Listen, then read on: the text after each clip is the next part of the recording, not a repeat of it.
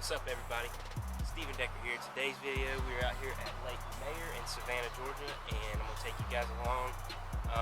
Cloudy skies. We had a full moon last night. It's supposed to rain a little bit, so we're gonna try to get on some big. There's huge fish here. I know there are because I caught some back when they were spawning.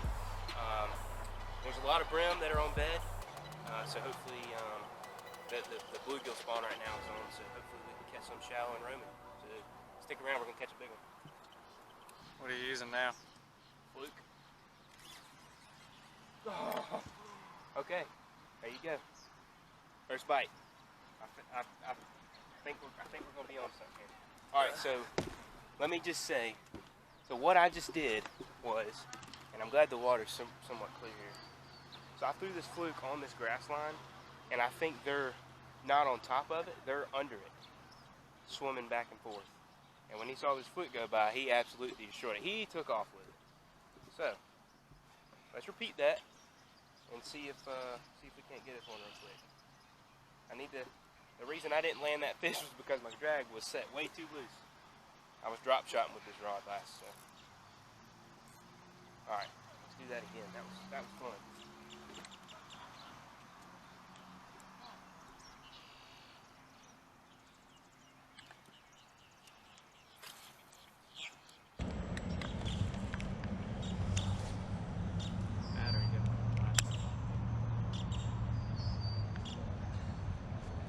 Dude, look at those bluegill beds. My goodness gracious.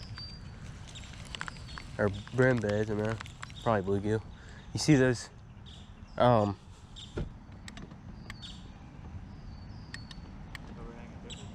you see in the water, there's those black circles. Yeah. Those are brim beds. So it's like right around the bluegill spawn right now. And basically, you can catch them on top water and stuff, the bass, right around those beds.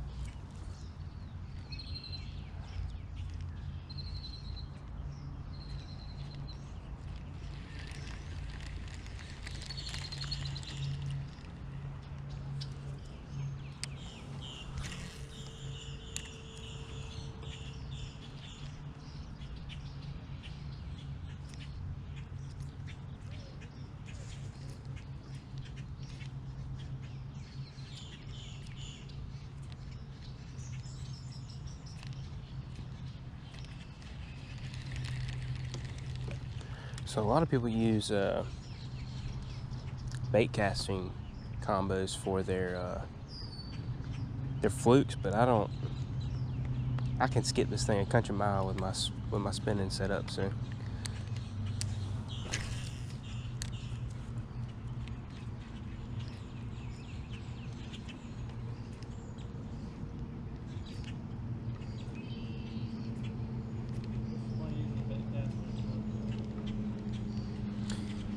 Well, the bait caster has more torque. I mean, you can catch 10 and 12 pounders on a spinning rod. I wouldn't want to. You know, you use your spinning setups for more of like finesse techniques, things like that. I guess you could consider this a finesse technique. It's a soft jerk bait, but I just prefer a. What bait casters is more used for? Power fishing. What? Power fishing, like crankbait, spinner baits, flipping. So more you're spinning. Mm-hmm. When you slow it down, you pick up a spinning reel and do some work. But able to hear us talk. Yeah, So I'd love to like come out on a windy day and like mess with this, and then in iMovie mess with it. oh, that's a good one.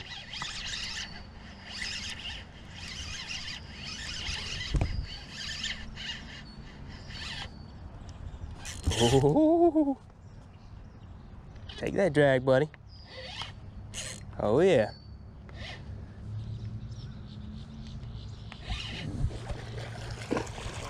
That's a good one right there. Yep.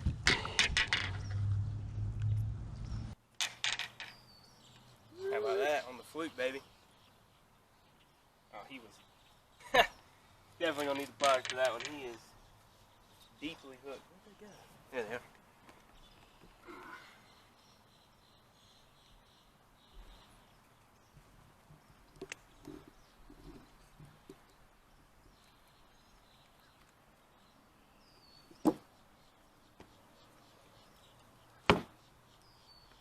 There you go. We'll get a weight on her real quick. Whoa. The more I bass fish, the more I have stepped out of my comfort zone on doing stuff I'm not comfortable with, like throwing this fluke on this grass line. It's not something that I would do. I would be flipping and pitching up in there, throwing a top water frog. But to catch fish, sometimes you got to step out of your comfort zone. And I did it, and obviously you guys saw what I caught.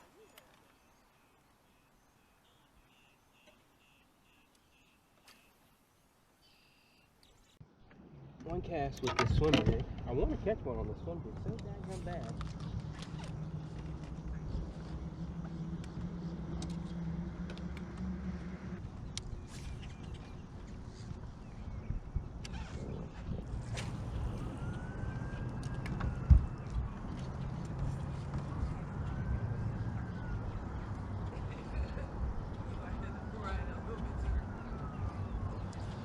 I think it's things like, dang, they don't have a job. What are these people doing? Oh my god! Distracted. Oh!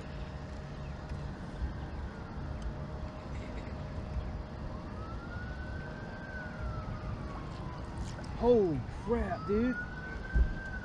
Oh! See that? Oh my god! They're freaking schooling right there! Dude, did you see how big those fish were? Yeah. Because they were like right here. No, weren't they? that's what I'm saying. They've been doing that right there. Oh my god. Okay.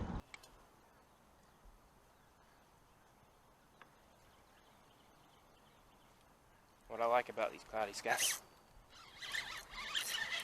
Oh yeah.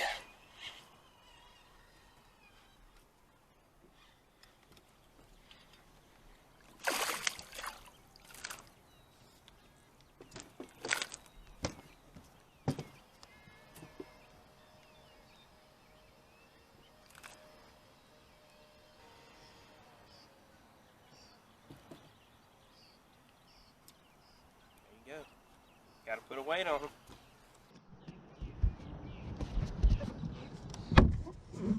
Number 2 on the fluke.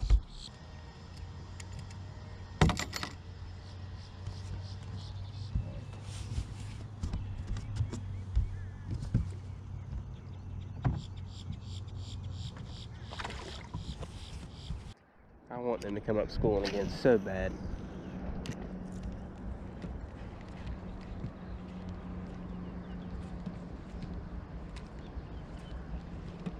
What I like about these cloudy conditions is the fish are more or less roaming. They roam a lot more when it's cloudy versus it being sunny. If it was sunny, we'd probably have to pitch these mats, punch these mats, and catch them. But with it being cloudy, man, they're on the roam, dude.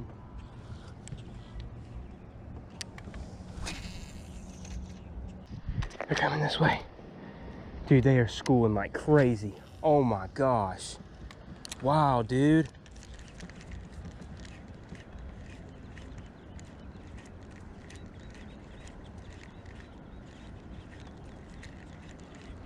Absolutely wild.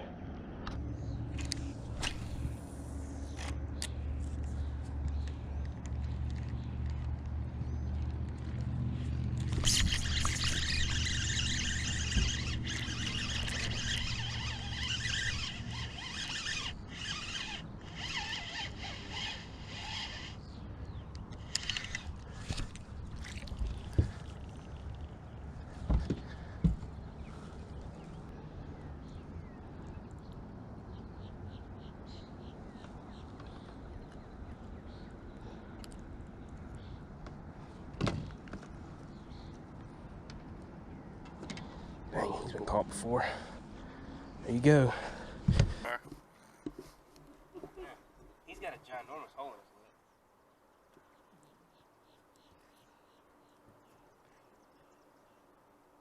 lip. .25.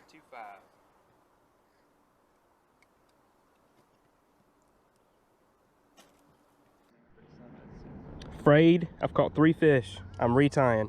Don't ever make a mistake and not retying, because you'll lose a big one. Trust me. Goodness gracious. Have one? Yeah, I just yanked it right out of his mouth though. Don't know why. One thing I never understood is, do they eat the whole damn thing? So he took it. So like, what I never understood is you have like half the bait not even near the hook. Right, so they usually eat baits. That's a good question. They eat baits from the front. They don't like come up behind it. They do, but if they do, they suck it in. Okay. They suck the whole bait in. But see, like the very first bite I had this morning, he hit it like sideways because I saw the tail end only swimming away really quick. But like if there's a fish swimming this way with my bait, if I set the hook this way, I'll yank it right out of his mouth. Yeah.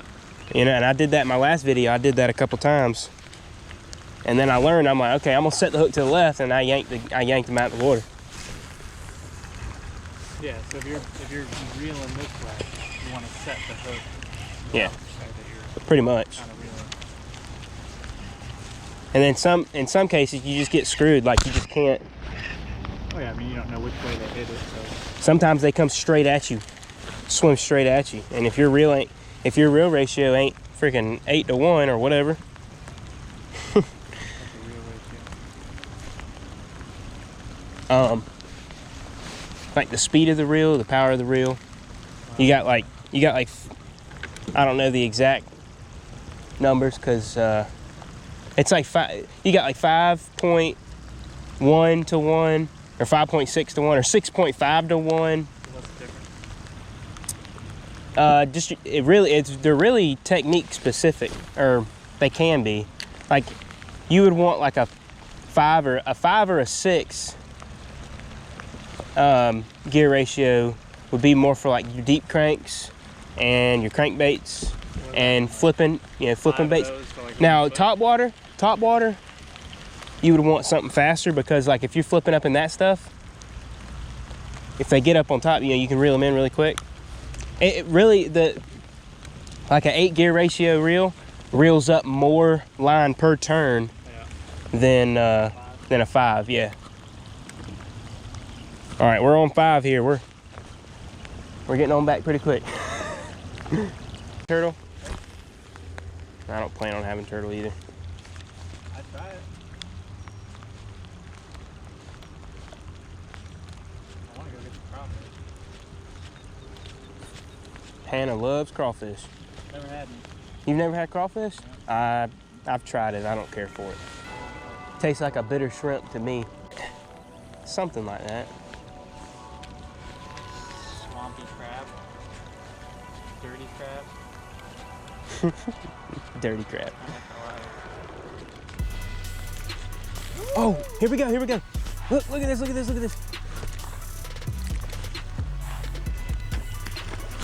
Oh! Oh! Oh my God! That was freaking wild, dude!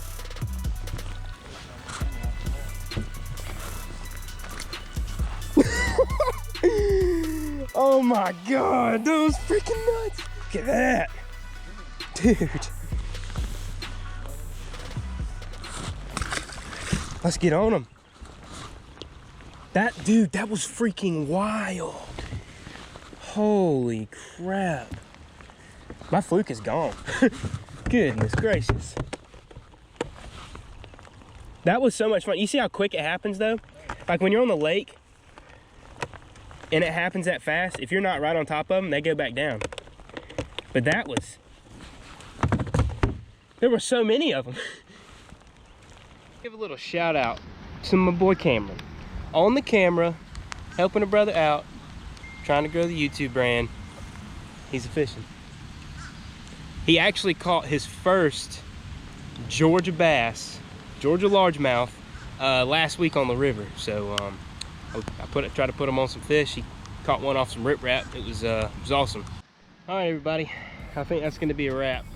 It is starting to rain. Just checked the radar, and there's a big band of yellow and red rain coming this way. So we're gonna have to cut it a little short. We had a great day. I mean, I was out here just trying to catch my best 5. I know there's big ones out here. Yeah. Caught some 2.5s. Was shooting for a 3-pounder today, but hey, it happens. But if you're enjoying my content, make sure to give me a thumbs up. Make sure to subscribe over here or over here. It's one of those, the red box. Click on it, subscribe. I promise you, you won't regret it. We'll catch you next time. Tight lines.